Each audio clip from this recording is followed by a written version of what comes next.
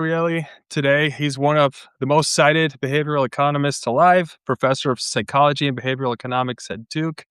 He wrote Practically Irrational, more recently Misbelief, which I loved, and he's been writing on Substack, what he calls Dan Ariely Looks at Life. And you've been thinking a lot about AI and everything else, especially at tech from a human perspective. So I thought it would be a very worthwhile conversation. So welcome, Dan.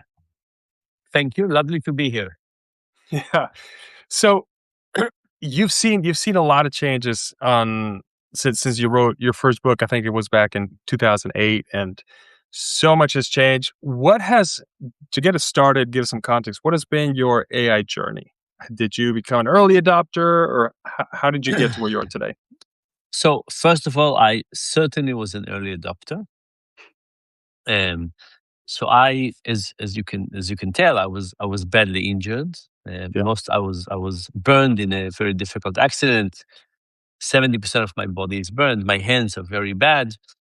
So I used Dragon Dictate from the beta version, even before Wow. version 1. So so I always thought technology helps people with disabilities more, potentially. Right? The potential is higher. So I was Yeah. a very early adopter of everything that has to do with voice to text. It's amazing to see the difference. My office roommate used to hear the word "scratch it," you know, every third word. Now it's amazing. Yeah. So the answer is yes on the voice to text. And then the other usages, I would say that I have not yet found it to be sufficiently okay. Let me say differently.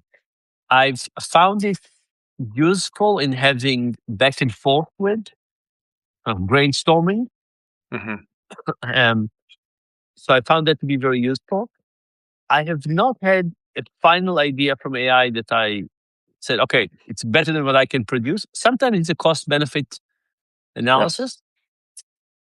I did find lots of things that are not in my field. So if I want to write an essay, let's say, even after lots of back and forth, eventually I feel that my ideas are better. And that's the thing. But when I try to do things I'm not an expert in, it's amazing. So legal letters, for example. My apartment has what is called smart electricity. And I asked Claude in this particular case to log into the system and try to figure it out. And I ended up doing a map that looked like the apartment that allowed me lots of controls. So here is something I know very little about, and it was incredibly helpful. So huge delta in things I don't know about, and some help in pushing me to think. But I think that the things that we're experts on, it might be an efficient move, but it's not a quality move. That's my sense. So let's say I wrote with AI, I would certainly produce more books. Would the average quality be higher? I don't think so.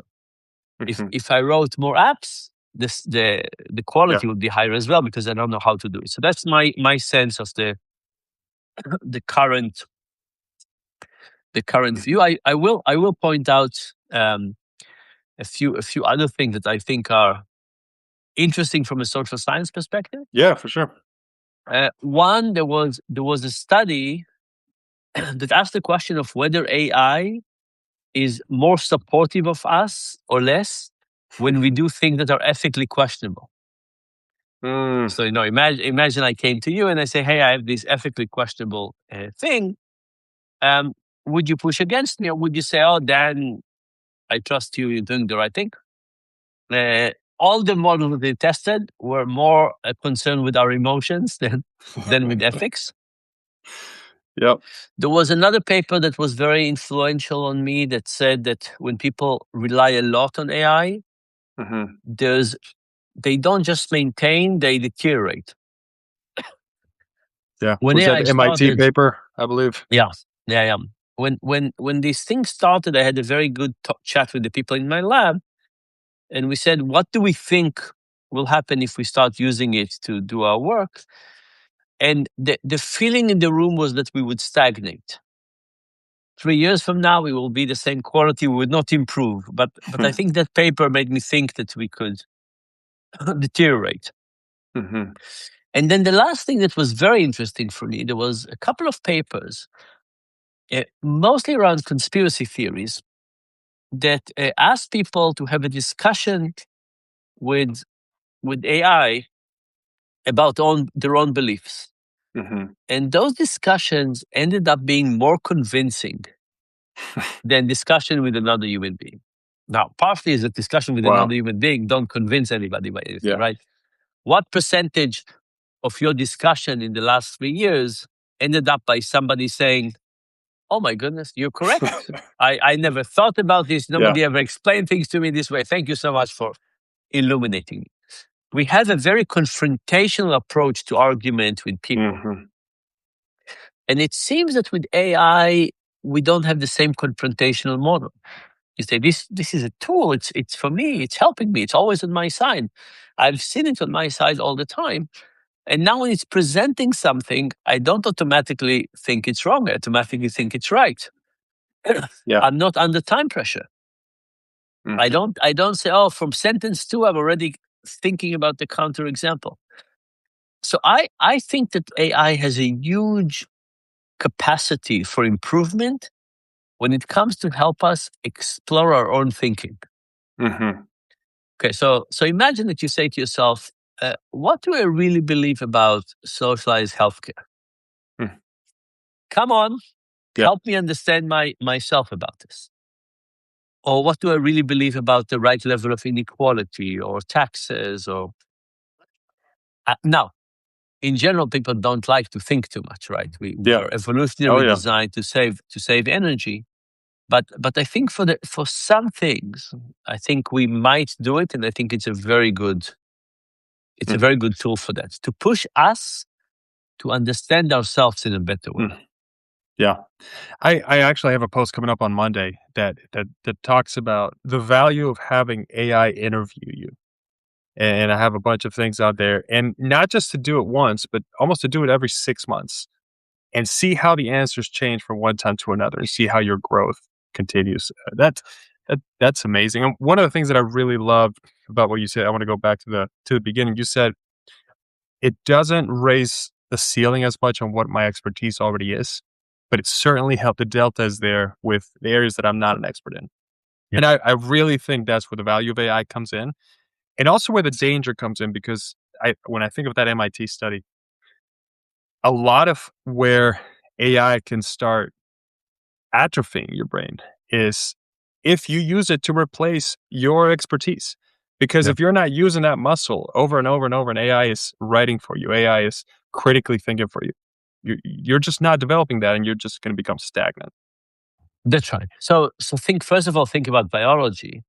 Hmm. Imagine everybody starts to use AI more. What's the state of Alzheimer's 30 years from Hmm. now? But then if you say that this uses the state of knowledge in the world, it's not the average, but it's Hmm. a good state of the knowledge in the world. And you say, what will happen to the state of knowledge in the world if we all use the AI for things? And then I'll tell you one other thing that I'm thinking about. I've been doing some research on risk. Hmm. I've been trying to understand whether people take enough risk, not enough, too much. And in general, people recognize that they don't take enough risk in every area of their lives. We don't take enough risk in investment, in education, in career, romantic life, you name it. And in all areas, people on average recognize that more risk would help them live what they think is a good life. What would AI do to risk? Hmm.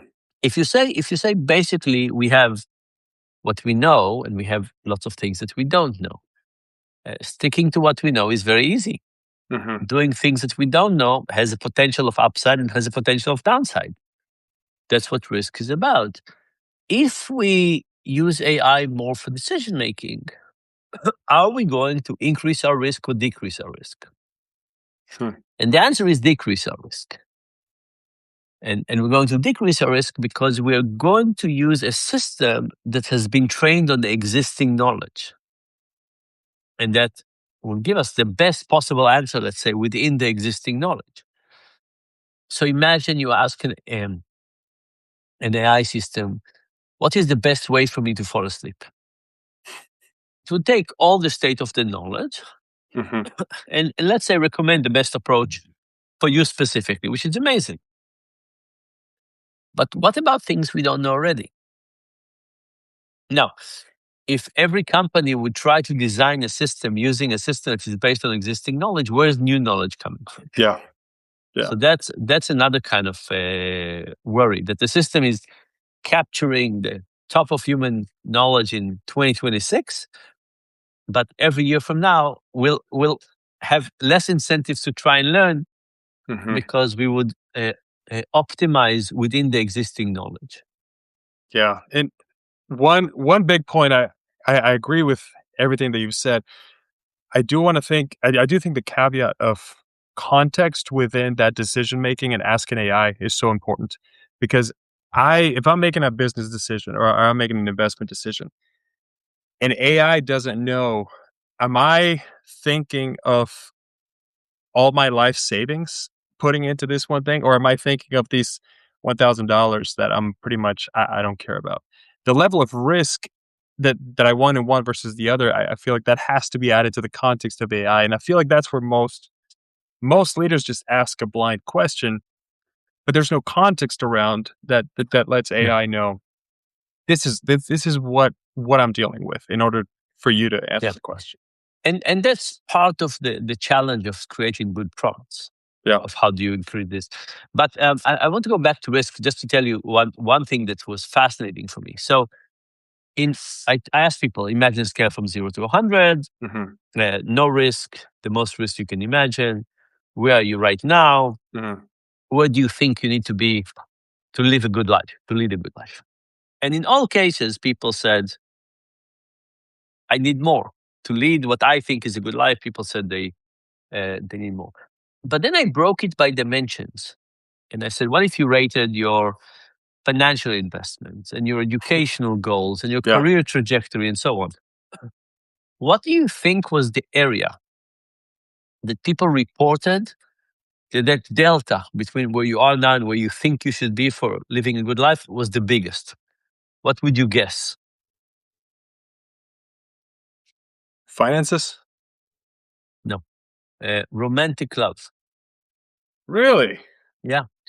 People, Wow. and then I followed up, of course. What people said is that expressing a deep romantic love is being very vulnerable. And many of them said they're not willing to be that vulnerable. Now, if you don't express love, not a lot would come Yeah. out of this, right? Yeah. But they discussed it. I'll give you two extremes. There was one young person who said he's been dating for a while. He's not willing to tell his girlfriend that he loves her. He Hmm. doesn't want to be the first.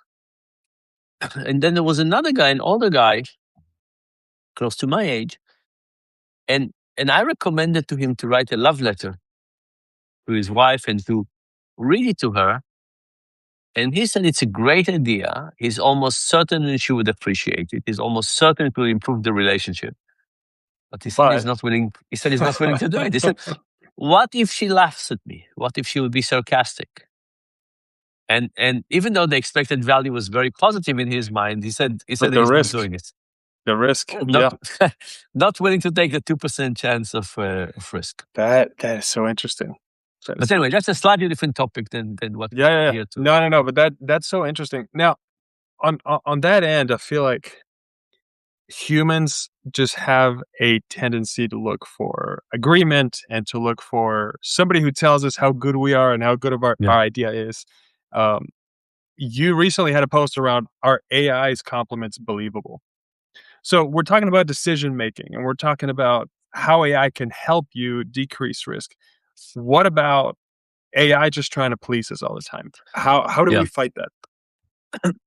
So first of all, we have to recognize that we love compliments. Yeah. The research on compliments is fantastic. It turns out people like you more, they appreciate you more, they think you're smarter if you compliment them, and it works even if they know the compliments are insincere. So we love compliments, and it's very easy for the AI to figure out that we love compliments, right? They iterate, they do, and I don't know about you, but I feel that AI has become much more complimenting Oh yeah. over the last couple of years. Now, there's a guy that I try to help. He's manic depressive, and anyway, when he's manic, nobody can work at his speed. He's a computer scientist. When he's depressing, nobody is willing to wait for him. Yeah. So he became a one-man show. Very good for him, and the right approach. Anyway, the AI revolution starts, and he's working on some software thing, Hmm. and he understands all the issues with energy use, and he decides to try and solve it. And he picks one of the AI agents, OpenAI in this case, ChatGPT, and he starts having conversation with ChatGPT about energy and usage and so on. Mhm. And he starts designing a new chip Hmm. together with ChatGPT. And he writes me, and he's very excited. Anyway, he designs, they get deeper and deeper and deeper, and he's amazed. He's amazed with technology. He's amazed with how smart he is. Mhm. The whole thing continues for 6 weeks. At the end of these 6 weeks, he has an idea. He's going to take the output from ChatGPT and give it to Claude. And he does that, and Claude says it's nonsense. And he says to Claude, what would you ask to figure out if this is nonsense or not? And Claude gives him an answer, and he puts it to ChatGPT answer. It goes back and forth. Eventually, ChatGPT says it was all a hallucination. Now, the guy is already manic depressive, right? It wasn't, there's something about his personality that was already very, very sensitive to things and to compliments and reassurance and so on. Anyway, he was unbelievably devastated. I can Unbelievably imagine. devastated. I can imagine. Yeah. So we can say, oh, complimenting us, we'll feel good about ourselves and so on. But there's a real risk. There's a real risk of non-critical thinking. Now, we don't like critical Yeah. thinking. We don't like to be challenged. I jokingly posted something. I said, imagine that the world has moved forward, AI is getting better, robotics is getting better, and it just so happened that you have two spouses, one human and one AI, robotic, Yeah. and so on, and they live next to each other. And you walk up the stairs, and there are two doors, and you choose which door to go. How many nights would you go to the human versus the robotic? And after you start going to the robotic, would you switch? Hmm. And of course, the robotic one will always be nice to you and compliment you. There'll never be any challenges and so on. The human will be complex as humans Yeah. are. Yep. Now, when I asked people about this, everybody said, I don't want a life with a robotic partner, but if I make the decision day by day, Mhm. there are probably lots of days where I choose that. The short-term Um, boost. exactly. On the short term side. So, the compliments, self assurance, and so on is something that we crave, but is not necessarily good for us. But now imagine, so we had human, robotic complimenting. Imagine you would have a robotic that always challenged you. You Yeah. might say you don't need it, you have regular spouse. No, but imagine it was like always, nobody would visit. Yeah. Nobody would visit. So we are really in a tight conflict, because what we need Mhm. long term is not what we want short term. It's true about cookies, but it's also true about all kinds of other ways that we build our environments. And what do we want? Like, we just finished understanding how much we destroyed with social media. We started building it. We thought the people who built it thought it was good, connecting people, all kinds of stuff. Ends up, it hones on some terrible set of human weaknesses and make us as humanity worse off. And what will happen with AI and robotics in terms of our short-term versus long-term view? And are we going to get an improved humanity or the opposite? That's a good point. Yeah. Yeah. I hadn't thought about that as deeply, but that's... I'll tell you what I try to do. So what's the temptation? I'll give you an example. So I wrote some books. Every book I write has lots of different drafts, very different drafts, very different directions. Maybe 15, maybe sometimes 20. And in many ways, it's a waste of time. Like, I wish I just wrote the last draft. But it's not exactly true, because the fact that I get lost and go into different directions is an investment in my own skill. So if I was on my deathbed and I have a book to finish, I might just finish it with AI. If I'm not on my deathbed, I'm not in a particular hurry, I said I'm okay with 15 drafts. Because the 15 drafts, I'll learn, I'll get mistakes, and I'll learn from all of this. I'm in a unique position that I'm a university professor. We're not that concerned with productivity. We understand human capital. We invest in learning.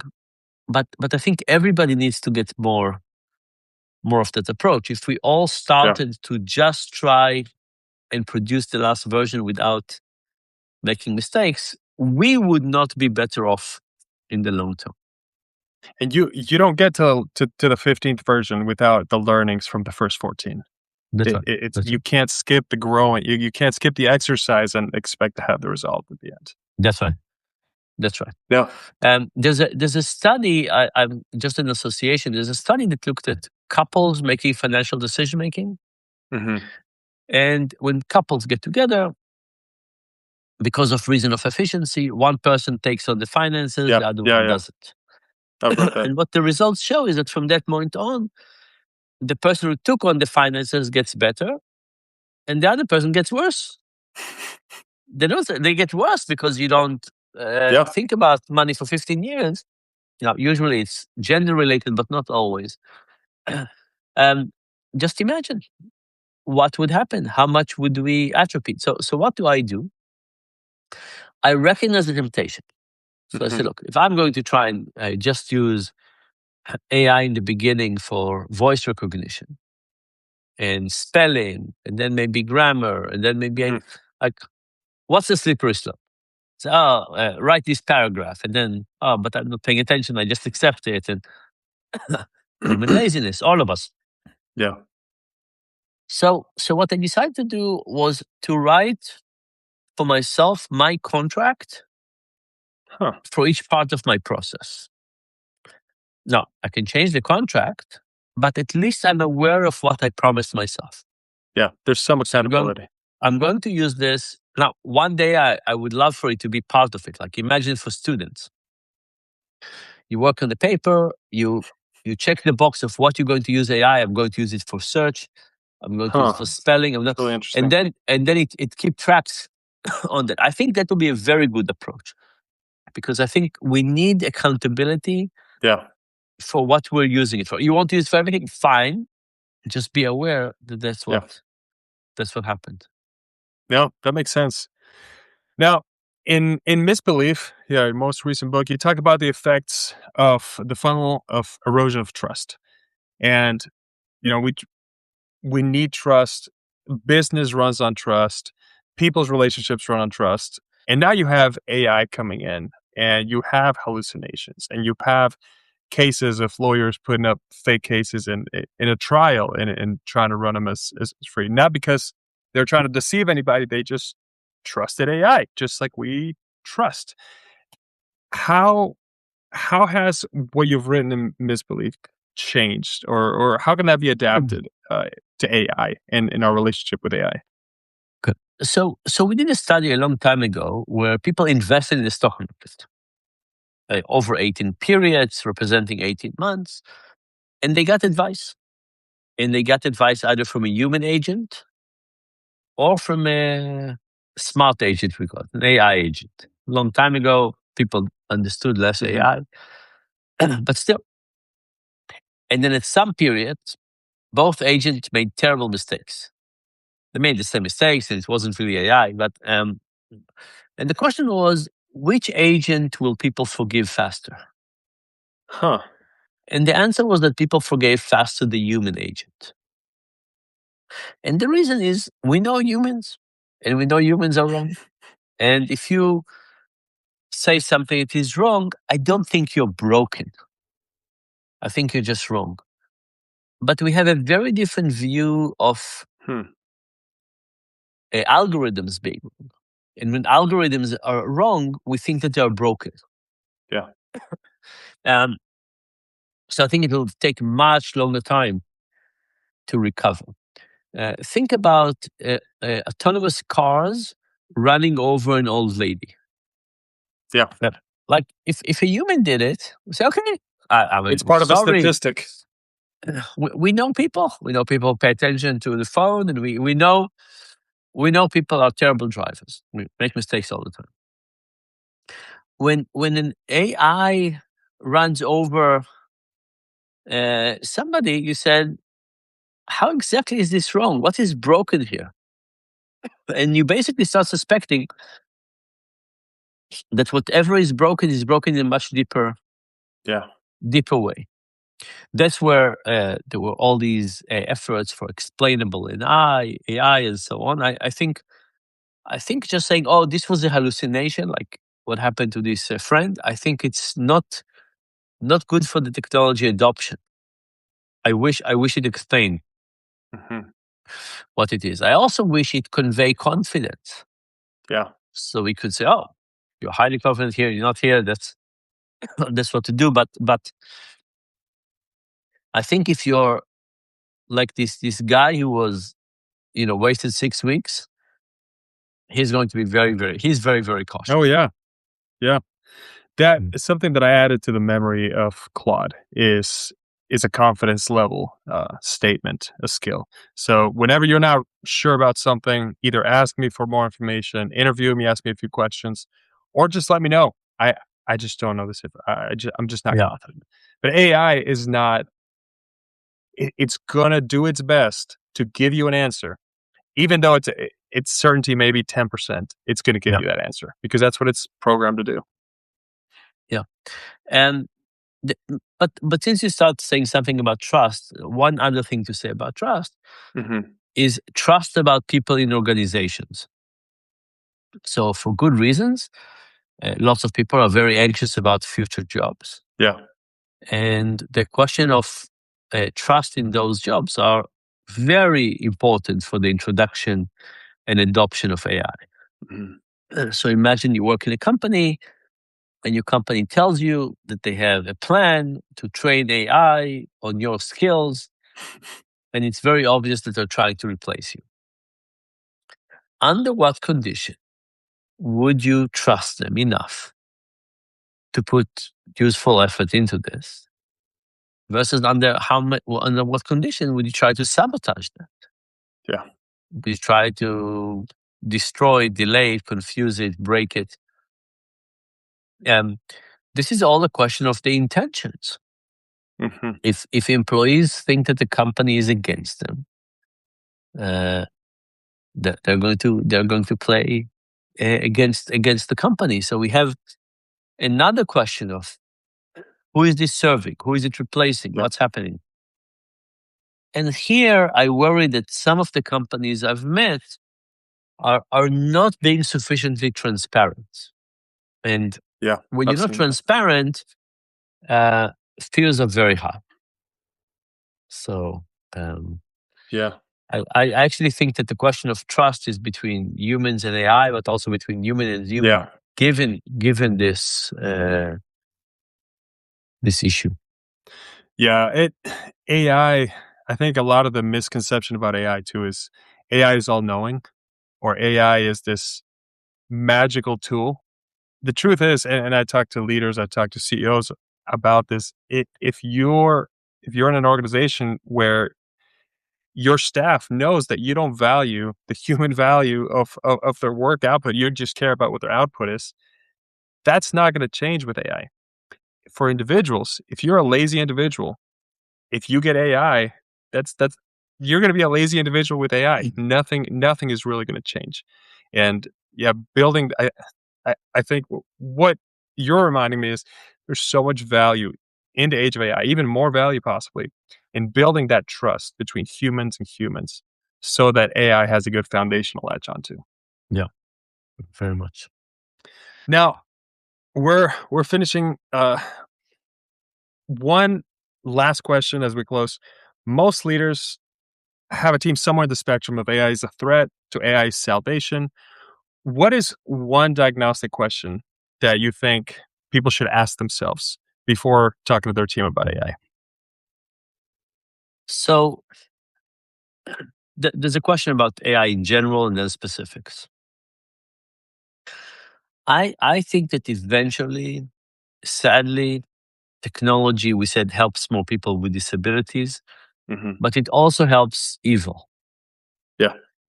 Uh, think about drones, Russia, Ukraine. Mhm. What a lovely technology.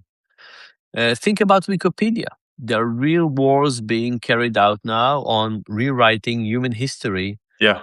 through Wikipedia. And it's terrible. Like when Wikipedia started, we said, oh, we don't need the Encyclopedia Britannica. We like what a great way to generate knowledge if people have good intentions. Mhm. If there are a small minority of people who have bad intentions, they can create a lot of damage. So I think that with AI, we we think progress, we think positivity. That's great. But we need to accept a tiny minority of people who think evil. And we have to ask ourselves, is this giving them an edge? So take it out of AI. Think about CRISPR. Think about, Yeah. um, you know, what happens if somebody with bad intentions put their hands on this technology? What can they do? So again, I'll do the Ukraine Russia war. They used to take drones and track them by their communications. Mhm. Now these drones are flying tens of miles with a very, very thin fiber optic connected. There are towns in Ukraine that has just layers and layers of fiber optics that the drones flew. And you can put a drone somewhere 40 miles away and it's connected to a fiber optic and nobody can detect it. And at some point you can lift it up and explode it. And tremendous damage, Yeah. tremendous damage. So I don't know. I think it's not, sadly, I'm saying it heartbroken. Sadly, we have to assume a few people with bad intentions Yeah. and we have to understand what is this technology in their hands going to do, not just to assume stupidity and incompetence and so on. Yeah. No, that's awesome. I'm going to put this in a post so everybody here will get it. But thank you, Dan, so much for your time. Please subscribe to Dan Ariely's Substack. If you haven't read his latest book, Misbelief, it was an awesome read for me. Learned so much. But Thank you. thank you so much for your time. I hope you have an awesome day, Thank you. Dan. Pleasure talking to you. Bye. Bye.